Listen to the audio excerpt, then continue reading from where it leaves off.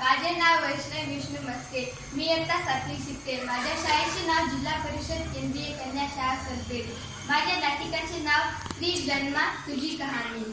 आठवलं का माझ्या आया बहिणी ज्या रोज लपून छुपून वावरतात, रावणाच्या नजरेपासून सावरत आहेत, तरीही आपली पत राखत आहेत, जगाच्या वाटेवर अजूनही चालत आहेत, काट्याकुट्यावर रक्तात आहे, काट्याकुट्यावर रक्तात आहे. अग्निपरीक्षा सीतेलाच का? रामराज्यात तर सर्वांना न्याय होता, तर माऊलीच कुठंच झाली. अशीच कुचंबना नारीच्या नशिबी. खरंच अजूनही मी पारतंत्र्यात आहे. माझाच बाबा, भाऊ, काका, मामा माझ्यावर संशय घेतात, माझी पावले वाकडी पडतात असे सतत त्यांना वाटते. मी 7च्या अगोदर घरात यावे, मी नियमाचे पालन करावे, मी घर सावरावे, मी नाती सांभाळावी.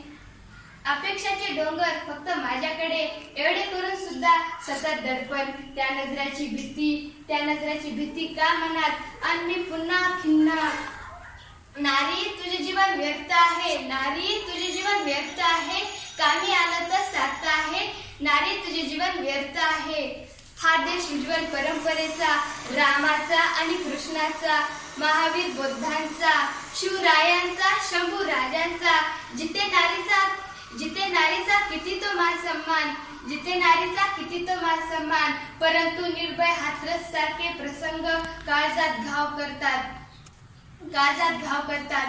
अन पुन्हा नारी रक्तबंबाळ होते, विहळते, रडते, ओरडते, आणि ते आक्रोश नको नको नको नको.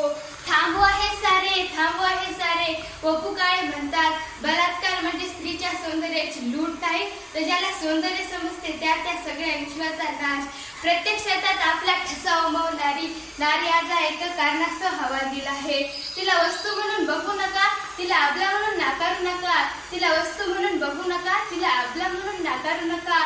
तीच दुर्गा, तीच भवानी आणि तीच रणरागिणी.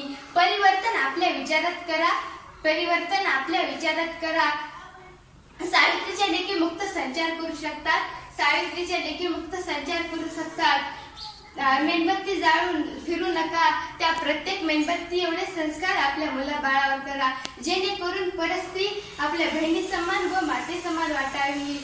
हे समाजाला लागलेली कीड नाहीशी होऊन जाईल, आणि आपण तेव्हाच म्हणू शकतो, नारी तुझे जीवन सार्थ आहे, नारी तुझे जीवन सार्थ आहे, तुझ्या पायी परमार्थ आहे.